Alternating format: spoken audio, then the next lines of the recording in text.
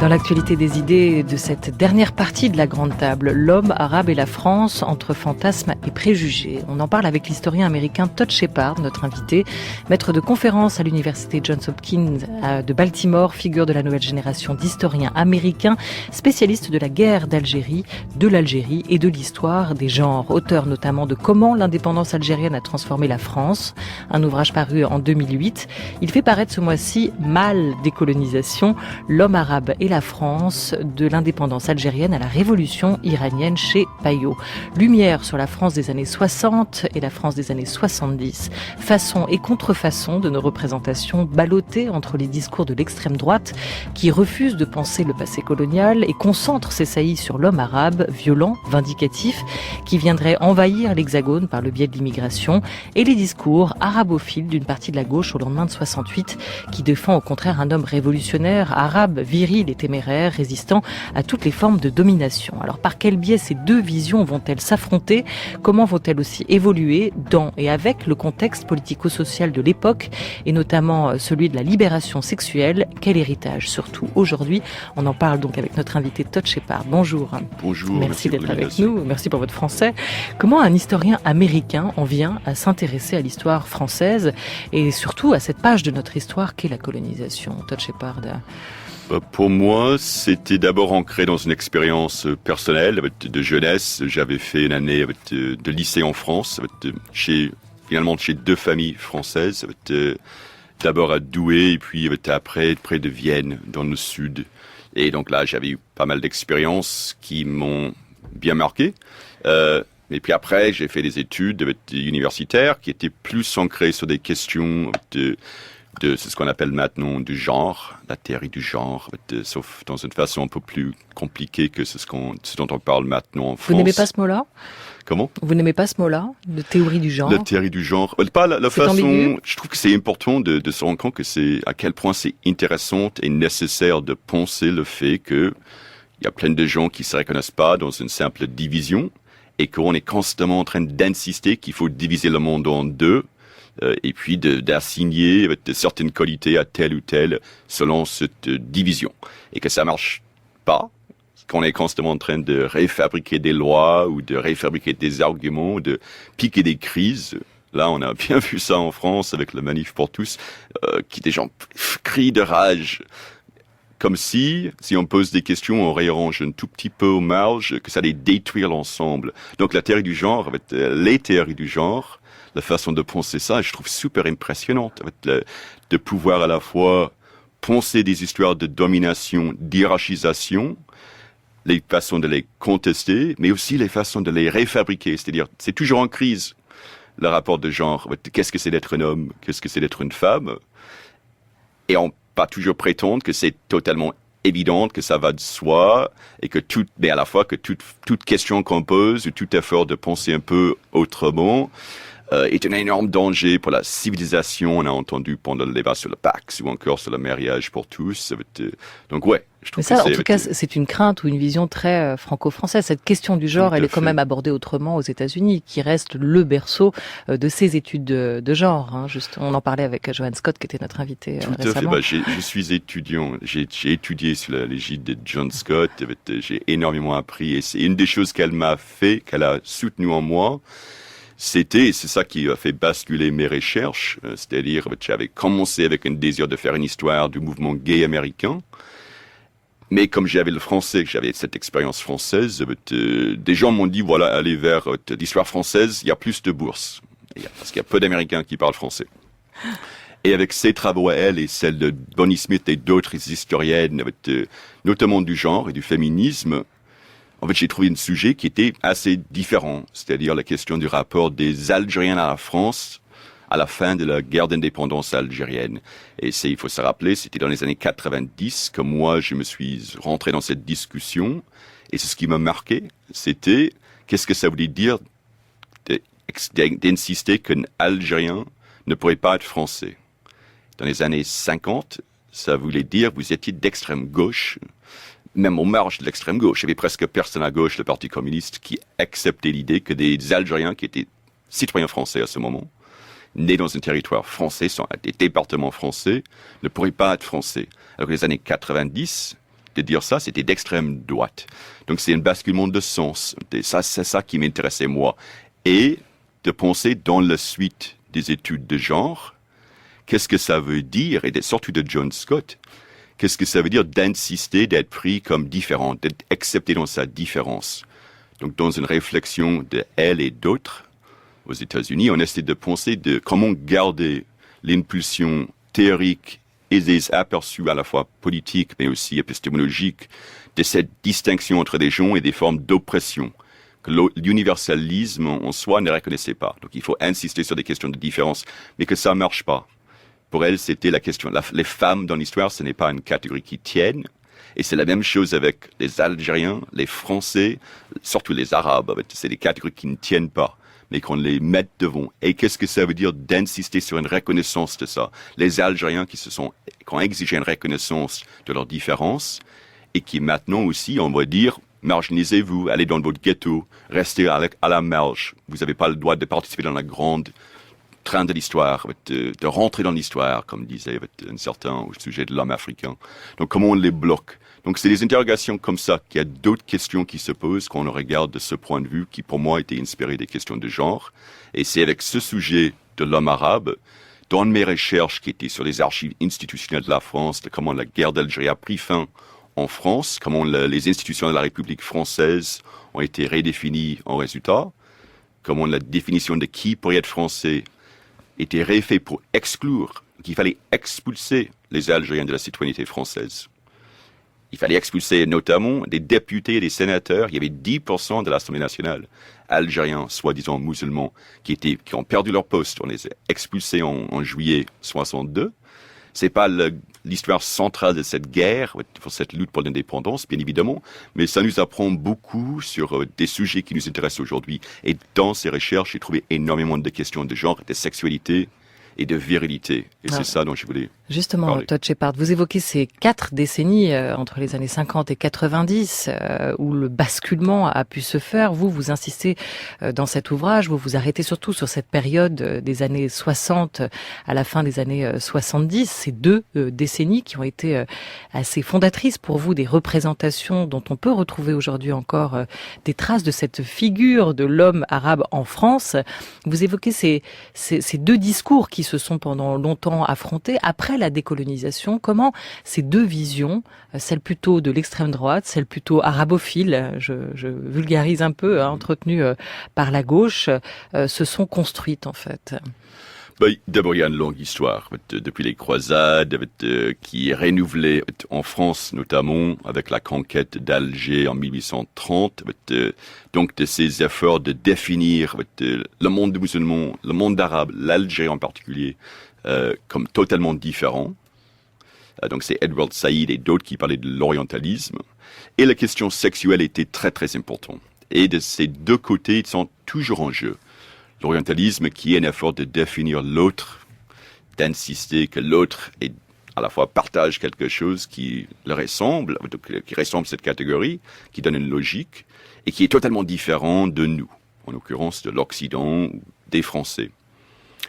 Il y a toujours eu donc arabophilie, arabophobie. C'est comme l'antisémitisme. Bon, ça, c'est pas nouveau, effectivement. Tout à fait. Et toujours accompagné de philosémitisme. C'est-à-dire, on insiste qu'ils sont différents. On va prétendre que c'est génial qu'ils sont tellement différents parce qu'ils nous apportent quelque chose. Donc, historiquement, l'arabophilie se targuait plus aux questions ou s'intéressait plus à la question religieuse, à une spiritualité, à un contact avec l'au-delà qui était chez eux, qu'on pourrait accéder de l'Occident. C'est ce qui différencie donc le moment que moi j'explore. Je pense que c'est une vision très politique. Oui, parce que là, vous dites quand même que cette année 62, que l'après-décolonisation va constituer un point de rupture entre cet avant et cet après. Et c'est là que vous développez notamment aussi cette définition de ce que vous appelez la parole sexuelle, cette grammaire post-décolonisatrice de cette parole sexuelle va changer la France contemporaine. Dites-vous en quoi? Donc je parle de la parole sexuelle parce que ce n'est pas un discours sur la sexualité qui m'intéresse, c'est toutes ces données. Il y a énorme, et c'est ça qui m'a surpris quand j'ai regardé mes recherches sur la fin de la guerre d'Algérie et qui m'ont marqué quand j'ai regardé les années 60 et 70, à quel point dans toute discussion qui touchait à la sexualité. Et c'est un moment, avec le consumérisme et surtout ce qu'on appelle la révolution sexuelle, où il y en a beaucoup donc de données, beaucoup de paroles qui touchent directement sur les questions sexuelles. Et quand on les regarde, en France, en français, les Arabes sont partout et les hommes arabes sont partout. Donc ça, c'était une des choses qui m'a marqué. C'est pourquoi on n'en parle pas. On voit que les romanciers, on voit que des cinéastes en parlent beaucoup. Les historiens l'ont mis de côté. Donc, bien que c'était pas mon expertise, je suis pas historien culturel de cette façon, je me suis penché dessus. Donc, ce qu'on voit qui est différent de ce qui venait avant, c'est que c'est l'homme qui est au centre. Normalement, c'est la femme. C'est la femme arabe, la femme voilée, la femme musulmane qui est au centre des intérêts, de l'orientalisme sexuel. Et dans le cadre de cet homme plutôt que la femme, c'est l'homme hyper viril plutôt que l'homme ou l'éphèbe, l'homme efféminé, le garçon arabe, qui aussi, pas seulement en France, mais ailleurs, dans des figures comme Gide, c'est le plus connu, Loti, Jouando, etc. L'intérêt pour le garçon arabe, ou de Perfit, de Roger Perfit, de cet intérêt. Donc là, dans les années 60 et 70, dans cette parole sexuelle abondante, où on voit énormément de discussions de l'homme arabe, c'est l'homme plutôt que la femme, et l'homme hyper viril plutôt que le garçon. Donc c'est pour penser ça, c'est ce que j'explique, ça, c'est à la fois, c'est le tournant dans la discussion française de l'Empire vers la métropole. Maintenant, c'est la France, c'est l'Hexagone, comme vous avez si bien dit, mais aussi c'est suite à une révolution où l'homme arabe, l'homme algérien, héroïque, est né dans plein de discussions. En fait, le figure le plus connu, c'est Ali Lapointe, dans le film La bataille d'Alger. Mais dans toutes les discussions, toutes les critiques de la torture, par exemple, c'est intéressant à la fois. On va cibler, là je parle d'un discours de gauche, on va cibler les tortionnaires, l'armée, les paras, comme en fait des homosexuels refoulés, qui cherchent à nuire à la vraie virilité, qui est donc incarnée par les rebelles, par les FLN, par les hommes algériens qui luttent pour leur indépendance, pour se défendre, pour défendre leur famille, qui subissent la torture mais qui ne plient pas. Donc cette figure, la figure de l'héroïque de l'homme arabe qui sort de la révolution algérienne va ancrer un certain discours à gauche qui va vraiment se développer après 68, mais ça va aussi provoquer un contre-discours, du coup. Voilà, donc cette parole sexuelle va imprégner quelque part les représentations et provoquer quelque part le contre-discours que vous allez rattacher à l'extrême droite, quelque part, qui est, disons, le contraire, c'est-à-dire là, la figure au contraire de l'homme plutôt vil, pas forcément, c'est pas sur la virilité que ça va se situer, mais sur la violence aussi, quelque part. L'animalité. Donc c'est deux choses. Donc, c'est-à-dire, ce qui vient à gauche, ça va vraiment prendre forme après 68. Mais c'est 62 qui va cristalliser une discussion à l'extrême droite. L'extrême droite, surtout, plus généralement, avec des gens qui ont soutenu l'Algérie française jusqu'à la fin, et qui n'arrivent pas à comprendre comment la France a pu perdre cette guerre. C'est impossible. C'est impossible en général parce qu'ils ont gagné sur le terrain, soi-disant, mais aussi inacceptable parce qu'ils ont perdu face aux Arabes, aux gens qui sont nécessairement des sous-hommes qui devraient être sous la domination française. L'orientalisme, notamment l'orientalisme sexuel, expliquait ça. Eux, ils se maîtrisent pas. Eux, ils sont débridés. Eux, ils n'ont pas la logique, ils n'ont pas la capacité de se gouverner. Il leur faut une gouvernance française, occidentale, logique, rationnelle. Donc, comment expliquer que la France a perdu? Pour l'extrême droite, la figure de l'homme arabe est une des deux éléments.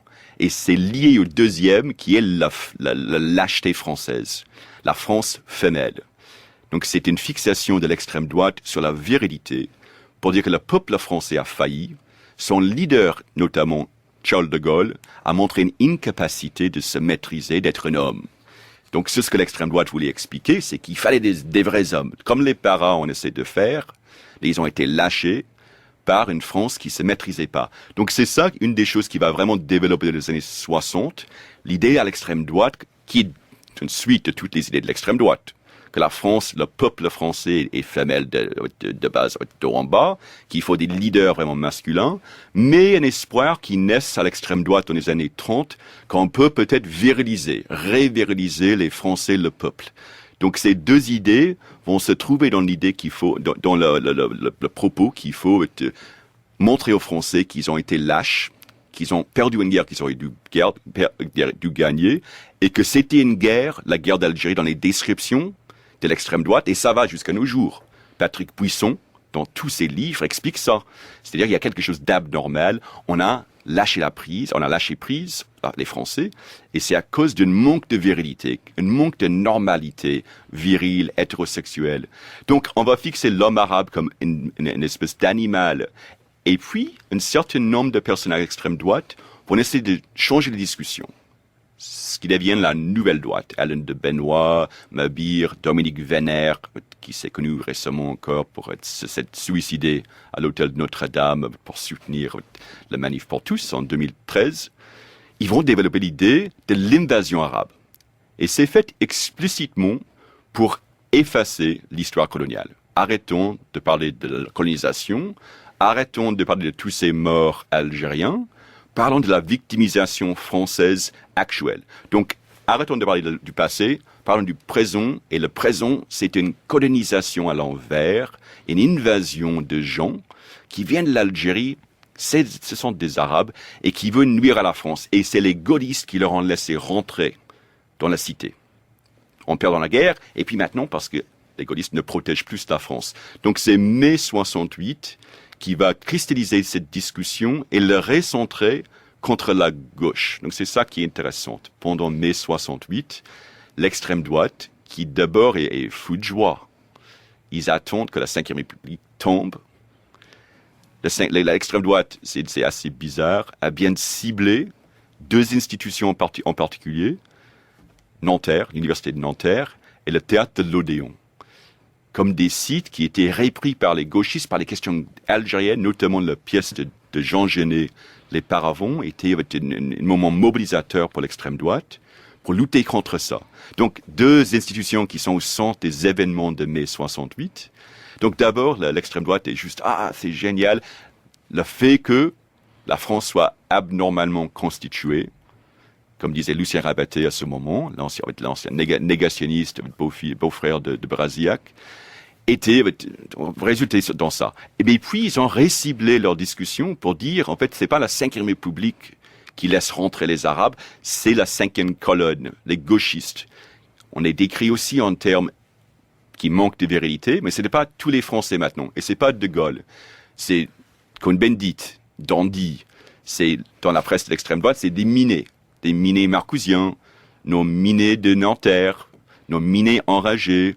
Donc, c'est-à-dire, c'est pas des vrais hommes, et c'est des femmes. Donc, c'est quelque chose. Donc, ça permet à l'extrême droite de cibler la gauche, l'extrême gauche, comme le responsable, et ils vont le lire explicitement avec les Arabes. Et dire que c'est eux qui ont laissé rentrer. C'est ce qui permet, bien après, pour la droite en général, de reprendre cette parole. En tout cas, Todd Shepard, vous décrivez ces décennies, ces années, cette manière dont les représentations ont été forgées de manière très clivante. D'un côté, effectivement, cet éloge de l'homme arabe comme source d'inspiration politique chez beaucoup de partisans de la gauche, qui étaient quand même fascinés par le caractère révolutionnaire de l'homme arabe, cette virilité, puis de l'autre, les tentatives de l'extrême droite française de répondre quelque part à la menace sexuelle qui peut être associée à la figure de l'homme arabe. Et tout ça va infuser le débat public, imprégner nos représentations. Est-ce qu'on en trouve pour vous aujourd'hui encore des traces, très clairement, dans le discours de la gauche française, dans le discours du Front National ? Notamment, oui, c'est ce qui est de longue durée, c'est cette discussion sans cesse qui confondent ceux d'entre nous qui sont à l'étranger sur le voile, comme si c'était une question centrale de la vie, et qui est à la base donc un désir qui prend fin à la fin des années 70, d'une certaine à gauche, de beaucoup à gauche, d'abandonner. C'est trop difficile de rester sur l'homme arabe comme une figure héroïque. C'est trop épuisante. Donc on va fixer sur la femme musulmane. On va repartir sur la femme, ouais. Voilà, femme musulmane en tant que victime.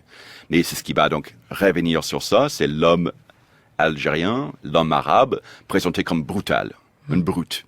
Donc l'extrême droite va donner une explication que certaines à gauche sur lesquelles elles vont s'appuyer pour dire, voilà, il faut défendre les femmes musulmanes contre leurs soi-disant frères, leurs cousins, contre leur famille, pour les extraire. Donc ça, c'est une des éléments. Mais on voit aussi toute cette discussion avec, comment il s'appelait, le Maclal, avec l'affaire Théo, Donc moi, je parle pas mal de l'importance du métaphore de la sodomie, des discussions sur la sodomie, et aussi notamment sur les questions de penser le pouvoir des années 70, mais pour l'extrême droite et d'autres, de mettre en évidence l'humiliation. De se faire, d'être sodomie, c'est de se faire humilier. Et donc, pour l'extrême droite, c'est l'humiliation de la France qui est au centre. C'est un vaste changement. Historiquement, la République était confiante. Elle croyait dans ses valeurs. Et ceux de gauche, surtout, croyaient que le progrès était possible. L'extrême droite doit et mettre toujours en avant l'humiliation. Et ces discussions qu'on a autour de l'affaire Théo, par exemple, ou toutes ces tweets dont on parle, où on revient sur la sodomie, etc., c'est des façons de parler de l'humiliation de la France, de montrer que ces gens-là, veulent humilier les Français, et qu'en face, donc c'est encore une fois une bataille de virilité entre hommes. Donc ça aussi, c'est un moment très fort, tout récent, qui revient. On voit sur des questions dans les années 2000. Il y a quelque chose pour vous, en gros, d'un refoulé collectif, non pas forcément dans les actes, mais dans la manière dont ils peuvent être analysés, commentés ou interprétés. Il y a un vrai intérêt. Des gens veulent expliquer, ils s'intéressent, ils s'excitent sur ces questions de regarder l'homme arabe. C'est comme tout, quoi. On va rejeter, mais on revient constamment. Donc, différemment. C'est évident que ce qui se passe maintenant n'est pas... Moi, j'ai énormément d'archives, par exemple. Donc, moi, je peux vous dire que l'homme violent algérien, et surtout le violeur algérien arabe, pour la police, dans les années 70, c'est une idée fausse. Ils peuvent très bien prouver, ils la prouvent constamment parce qu'ils font constamment des enquêtes sur ça, que ce n'est pas le cas. C'est moindre. Dans le proxénétisme aussi, on dit l'arabe proxénète.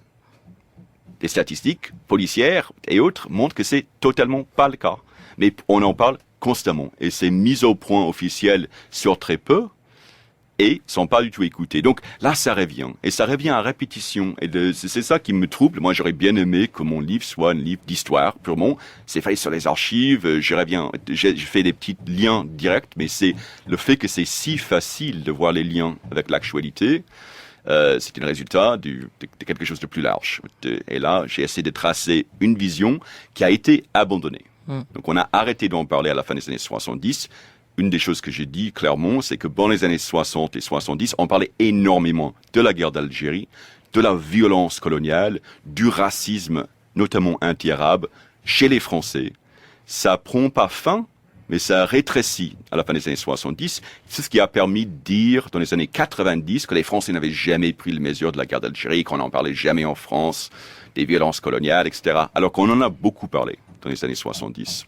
Surtout qu'on en parlait des choses sexuelles. Et là, c'est une des raisons pourquoi je pousse les historiens de s'interroger un peu plus sur les questions sexuelles, comme évidence, comme preuve, comme donnée, et pas simplement comme objet.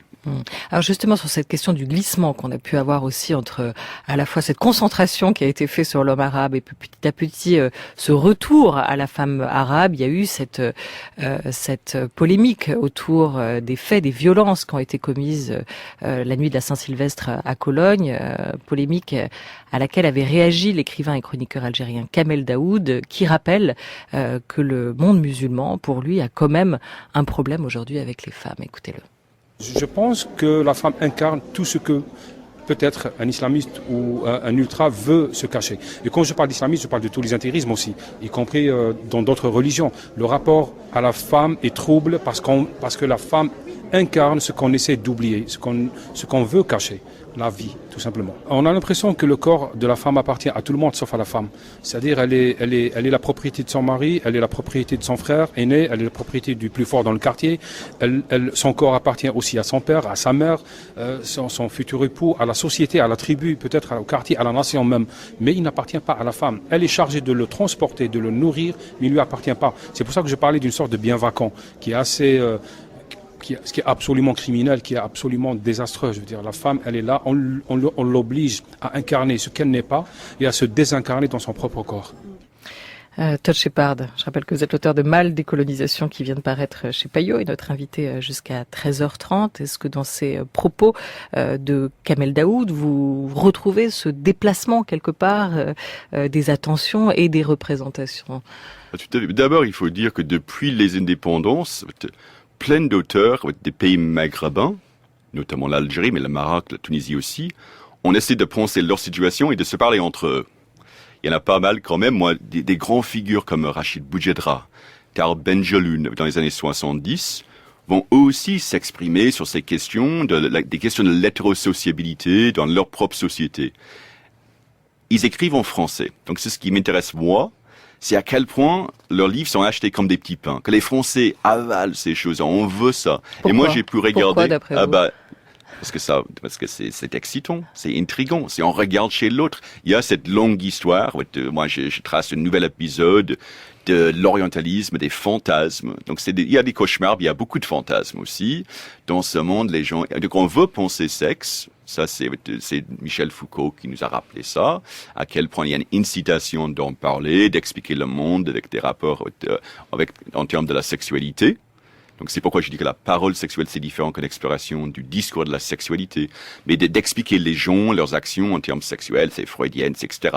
Donc il y a ça. Mais on le voit dans les archives des maisons d'édition auxquelles j'ai eu accès, que les éditeurs se disent ça. Ils disent, oh oui, on va donner la parole à ceux qui ont été exclus, les immigrés. Et la deuxième ligne, et ça va être bourré de références sexuelles. Ça va être comme une 1001 nuits d'une Algérienne à Paris. Donc les lecteurs vont se retrouver, ils vont acheter ces livres. Donc il y a ça. Donc il y a un énorme intérêt. Donc Kamel Daoud, comme d'autres, s'il essaie de parler à son propre société, il est pris dans d'autres dynamiques. Et la dynamique qui m'intéresse moi, c'est la dynamique française. Pourquoi, dans une France où il y a eu par exemple la manif pour tous, qui a été d'une homophobie flagrante, on va fixer ce que sur les cités aussi françaises, de 100% français, avec des Français massivement, pour dire que c'est eux, c'est à la marge, c'est pas des vrais Français, et que c'est eux qui ont un problème d'homophobie. Les violences sexuelles aussi. Moi, je suis contre les violences sexuelles, et la lutte est très difficile. Je fais 2 chapitres sur ça dans le livre, les difficultés des féministes françaises à l'époque, dans les années 70, qui s'inspiraient de la lutte algérienne multiple, mais notamment de la Révolution, et comment elles étaient frustrées, pas sexuellement, mais en termes du fait que la justice se penchait que sur les cas de viol où il y avait des Maghrébins, notamment les Algériens, impliqués. Mais à la fin, elles ont mis ça de côté en disant il faut qu'on lutte, il faut qu'on obtienne justice. Donc c'est ce qui marche, et ça, les preuves sont claires dans les années 70, c'est de mettre en scène des scènes de viol où on parle des Arabes. Le type Pougatchev, je crois, qui a repris François, j'ai une citation dans le livre, qui est sortie dans un blog sur Express, avec l'express.fr, où ils disent, mon titre idéal, c'est une autre femme violée par un Arabe. Donc ça, c'est en 2011. Donc c'est cette idée, on veut regarder sur ça. C'est pas, normalement, quand on voit la lutte, les gens qui s'intéressent à Cologne, avec des Renaud Camus, des Marine Le Pen en France, ce ne sont pas des grandes combattantes contre la violence sexuelle en France. Ils s'intéressent à ça que pour des raisons de cibler les Arabes, soi-disant, les Maghrébins particulièrement, dans des termes qui résonnent, et qui résonnent. Encore une partie de cette explication, c'est ce qui s'est passé dans les années 60 et 70, dont je retrace l'histoire dans mon livre, mais qui a une longue histoire.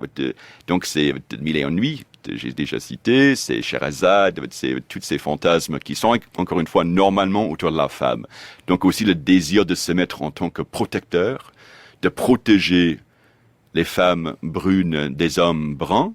Ça aussi, ça a une longue histoire dans l'expérience coloniale depuis le 19e siècle, et qui sert surtout à s'excuser, de pas s'occuper de nos propres problèmes, notamment sur les questions de genre et de sexualité, et de mettre les problèmes, les tâches chez les autres. Todd Shepard, vous dites que vous êtes surtout intéressé effectivement à la France, mais est-ce que l'histoire algérienne de la France a aussi traversé l'Atlantique? Est-ce que ces représentations que vous nous avez décrites ont imprégné quelque part les débats américains? Tout à fait. Mais Donald Trump... On en retrouve les traces aujourd'hui avec Donald Trump. Oui. Lui, avec son annonce de candidature, il parlait de 2 choses, l'invasion mexicaine des États-Unis et des violeurs mexicains qui venaient aux États-Unis, soi-disant. 2 choses fausses. 2 choses qui ressemblent bizarrement à un discours érigé, élaboré par l'extrême droite, ce qui devenait la nouvelle droite dans les années 60. Mais les penseurs, soi-disant, ou des gens comme Renaud Camus avec sa théorie du grand remplacement, Alain de Benoît, à la fois dans la façon de la métapolitique, mais aussi toute une série d'autres positionnements qu'il a fait, sont des inspirations très importantes pour Steve Bannon. Qui est l'éminence grise de Donald Trump aujourd'hui. La Rasputin, le conseiller spécial, très spécial de l'extrême droite américaine, qui regarde la France comme le grand front, le prochain front. Car la conquête de la France par l'extrême droite, pour lui, c'est un rêve. Donc, il veut ouvrir un site de Breitbart.com, avec son site de ragot, de l'extrême droite conspirationniste, qui a joué un rôle si important aux États-Unis dans la campagne. Il veut ouvrir un réseau en France. Donc, je ne sais pas si c'était quand Alain de Benoît a passé son temps à Stanford, mais en Californie, avec toutes ces grandes figures de l'alt-right, comme on l'appelle, l'extrême droite un peu spectaculaire de notre époque. Mais oui, donc c'est pas simplement l'idée que Donald Trump a exprimée 2 jours, d'avoir un registre qui montrait le nombre de criminels étrangers sans document illégal aux États-Unis, c'est ce qui était suggéré dans les pages de l'Europe Action, le journal de Benoît de Venner en 66 et 67. Il proposait ça à répétition. Même un moment que j'adore, un article dans cette Europe Action, en fait c'est dans Rivarol, sur le meurtrier allemand qui allait échapper en France, et ils disent ça doit nous faire penser au grand nombre de Nord-Africains qui sont des criminels en France. Donc la logique n'y est pas. Et l'explication, le propos, c'est il faut faire un registre qui montre le nombre de criminels étrangers. La police faisait ça et il montrait à répétition que c'était moindre que les Français. L'extrême droite répète ça sans cesse, comme si c'était une évidence que c'était plus de criminalité. Aux États-Unis, c'est la même situation. La réflexion est directement inspirée. C'est pas simplement une parallèle. On voit que Steve Bannon s'est penché dans les écrits des penseurs, des écrivains comme Camus, Renaud Camus, comme de Benoît, etc. Donc ça nous dit quand même que les idées circulent au-delà des territoires, mais aussi ça explique, et on terminera peut-être là-dessus, Todd Shepard, votre démarche d'historien. Vous considérez-vous comme un historien engagé, militant, ou est-ce que vous inscrivez-vous votre parti pris, Todd Shepard? Moi, je pense que j'ai des engagements. Ce qui m'intéresse en tant qu'historien, c'est de faire un travail profondément archival dans le sens de rester dans les sources du moment. Mais d'identifier des moments, comme tous les historiens, avec une démarche historiographique, de regarder dans les lacunes, c'est ce qui est absent, c'est ce qu'on ne peut pas expliquer avec des travaux existants, de plonger dans les archives de l'époque. Et j'ai fait une énorme plongée, très vaste, en pleine de sources différentes. Ce qui a proposé quelqu'un comme Michel Foucault, c'est de chercher des monuments perdus, plutôt que de simplement remplir les cases d'une mémoire, soit militante, soit officielle, de ce qu'on sait déjà sur la démarche de l'histoire. Les monuments qui ont été oubliés. Et il faut identifier ces monuments avec les préoccupations d'aujourd'hui. C'est une histoire du présent. Donc ça, c'est un engagement fort, parce que ça nous permet de penser différemment. On voit que d'autres personnes se sont confrontées aux problèmes qui ressemblent à ceux auxquels nous on se confronte aujourd'hui. Ils ont eu d'autres solutions, ils ont eu d'autres propositions, on a oublié ça, et c'est intéressant de donner un éventail de choix plus large. Et dans ce rapport des temporalités, Todd Shepard, vous le disiez, s'imprégner du passé, comprendre le passé pour comprendre le présent, mais vous le disiez aussi dans un entretien que vous aviez donné à la Vie des idées, qu'il fallait montrer d'autres manières d'imaginer le futur, parce qu'il y a d'autres passés, d'autres possibilités, et que finalement l'éventail des choix restera toujours assez ouvert. Cette obsession française, comme vous l'appelez, autour de l'homme arabe, vous pensez qu'elle va continuer encore longtemps à nous travailler ? J'espère, en fait, il faut noter que ceux qui sont enfermés dans le carcan de l'homme arabe ou maintenant du musulman, de la personne de culture musulmane, c'est un carcan qui empêche des gens de vivre. Même si on dit que c'est des arabophiles, ça empêche des gens de vivre, de s'exprimer. Il y a de plus en plus qui s'expriment. Il y a des artistes, il y a Kamel Daoud, il y a Edward Louis et d'autres qui essaient d'ouvrir ce carcan. J'admire ça. Donc je pense que la résistance aussi pourrait se jouer sur ces termes, les mettre en question, de les ouvrir. Donc, mais il faut vraiment se pencher. C'est trop facile de dire, c'est raciste de dire quelque chose sur l'homme arabe. Il faut analyser. C'est ce que j'essaie de faire. Les raisons. Voilà, c'est ce que vous expliquez. Merci beaucoup, Todd Shepard. Mal décolonisation, un ouvrage paru chez Payot. Émission conçue et préparée par Claire Bayot, Clémence Marie, Henri Leblanc, Nicolas Dutemps, avec l'aide précieuse d'Iseut Sicard et d'Inès Magrif. Aux manettes aujourd'hui, Milena Elik avec Yanis Djoudad. Vous pouvez retrouver toutes les informations en lien avec l'émission sur la page de la Grande Table, franceculture.fr.